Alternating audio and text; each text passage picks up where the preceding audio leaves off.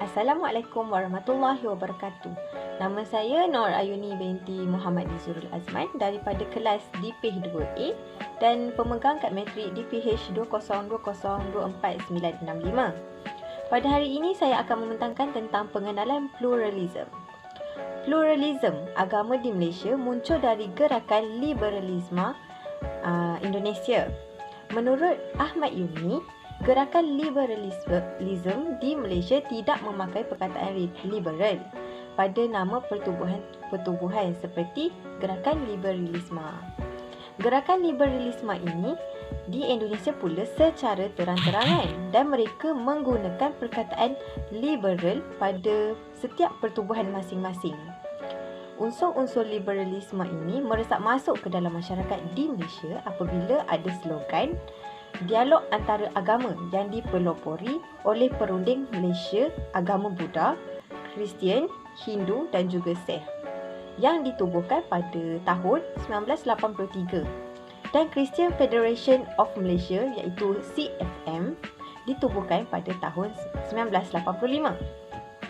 Institusi Kajian Dasar iaitu IKD turut ditubuhkan pada tahun 1985 bertujuan untuk melahirkan kebangkitan kebudayaan dan membentuk masyarakat madani dan mempromosikan interaksi antara negara Asia Tenggara.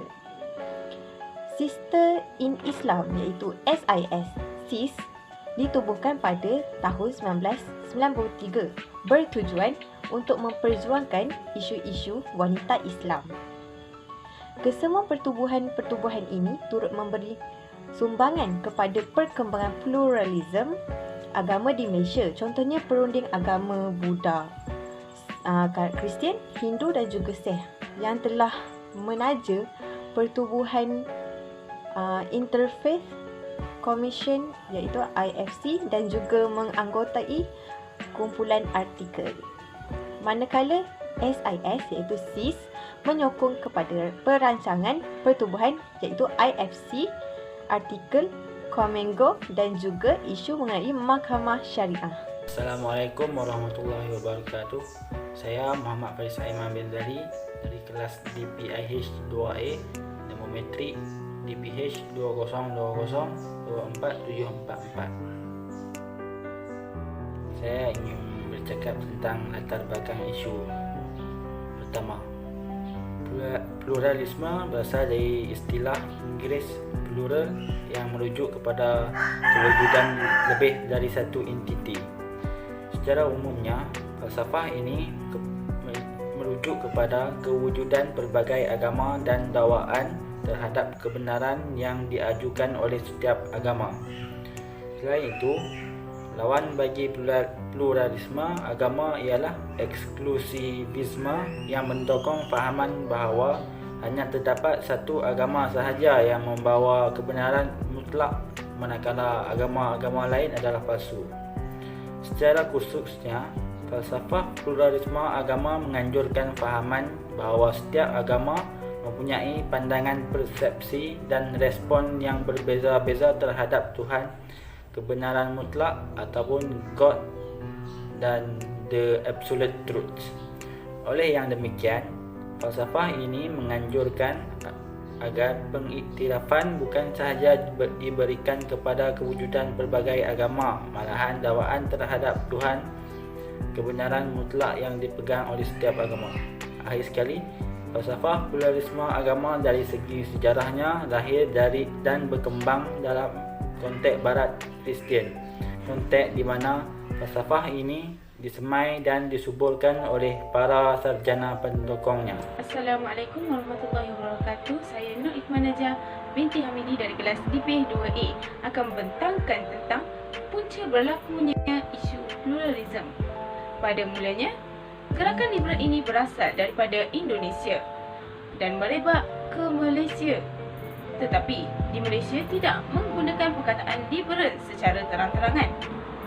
Manakala di Indonesia menggunakan perkataan liberal secara terang-terangan. Contohnya seperti JIL iaitu Jaringan Islam Liberal yang berada di Indonesia. Punca pertama ialah penyebaran melalui media massa, kerana media massa ini merupakan ejen teknologi yang sangat penting dalam menyampaikan informasi kepada masyarakat. Media massa terbahagi kepada dua, iaitu pertama, media massa cetak seperti surat khabar, majalah dan buku. Yang kedua, media massa elektronik seperti internet, radio dan televisyen. Punca yang kedua ialah penyebaran melalui ajaran keagamaan yang telah difatwakan sesat. Contohnya seperti ajaran Ayah Bin yang nama sebenarnya ialah Arifin Muhammad, atau yang dikenali dengan Kerajaan Langit Ayah Bin yang ajarannya banyak pengikut. Ajaran Ayah Bin mempromosikan agama dan mengatakan mempunyai kebenaran yang sama dan setiap orang berhak mengamalkan agama dengan cara apa jua. Punca yang ketiga ialah penyebaran melalui tokoh-tokoh berfahaman pluralism, yang mana terdapat tokoh-tokoh dari luar dan juga dalam Malaysia sendiri. Tokoh Malaysia antaranya ialah Datuk Seri Anwar Ibrahim yang telah menyampaikan ceramahnya yang bertajuk Religion Pluralism in a Divided World di London School of Economics.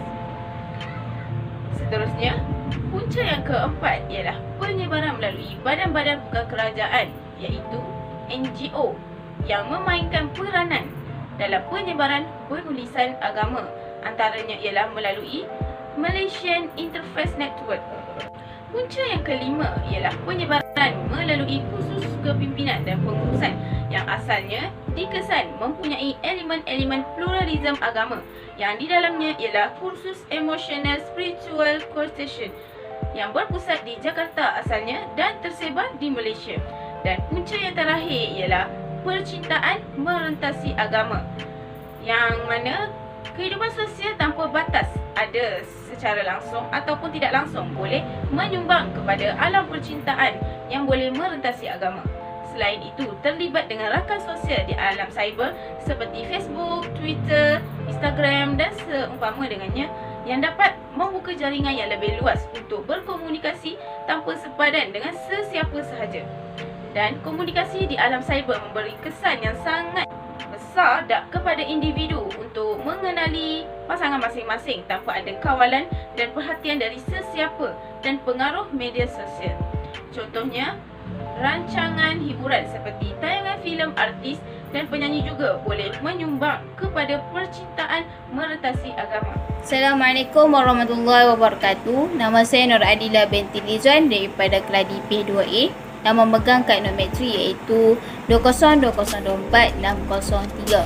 Pada hari ini saya akan membentangkan iaitu tentang hukum berkaitan isu atau fatwa. Yang pertama adalah fatwa. Muzakarah Jawatankuasa Fatwa Majlis Kebangsaan Hal Ehwal Ugama Islam Malaysia yang kali 74 telah mengeluarkan satu kenyataan tentang agama pluralisme.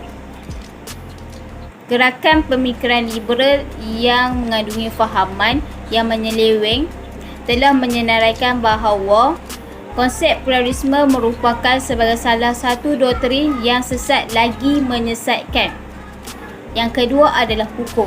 Hukum mengamalkan agama pluralisme adalah haram yang menyebabkan terkeluar daripada Islam atau murtad daripada persepakatan ijma' ulama' dunia. Pluralisme telah bercanggah dengan firman Allah Subhanahu Wa Taala iaitu Inna dina indallahi al-Islam, kerana pluralisme mengatakan bahawa semua agama adalah betul, yang menyebabkan melawan firman Allah Subhanahu Wa Taala yang membolehkan menjadi kafir atau terkeluar daripada Islam. Dan seterusnya saya akan membincangkan tentang penyelesaian isu pluralism. Yang pertama, kita perlu lebih peka dari polisi terhadap arah tuju pendidikan negara dari masa ke semasa, khususnya di institusi pengajian tinggi seperti kolej, universiti dan sebagainya. Yang kedua, mereka perlu memainkan peranan yang sebaik mungkin dalam pelbagai bidang seperti pendidikan dan juga media massa. Yang ketiga, menganjurkan program berkala dan tersusun wajar diambil perhatian serius oleh para ulama' yang terlibat dalam agensi keagamaan seperti Jabatan Agama Negeri, Jabatan Mufti serta JAKIM. Yang keempat, melakukan program-program core curriculum, seminar dan sebagainya dapat dilakukan baik di dalam ataupun di luar institusi pengajian.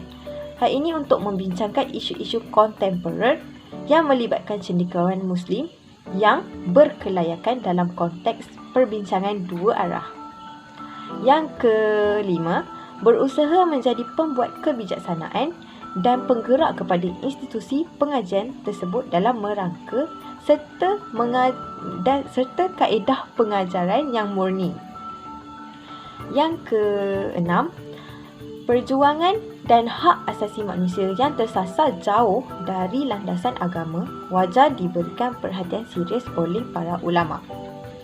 Yang ketujuh, mereka juga perlu sentiasa peka dan menguasai ciri perkembangan kehidupan sosial masa kini. Jadi penutup bagi tajuk ini ialah diharapkan pihak berwajib dapat memantau aktiviti yang memberi nilai yang bercanggah dengan fahaman agama Islam yang turut disebar kepada umat Islam. Selain itu, umat Islam juga perlu berhati-hati agar tidak terjebak dalam program-program keagamaan yang melibatkan pertubuhan agama lain. Akhir sekali, harus diingatkan banyak lagi cara lain yang dilakukan bersama untuk mencapai keharmonian antara agama-agama.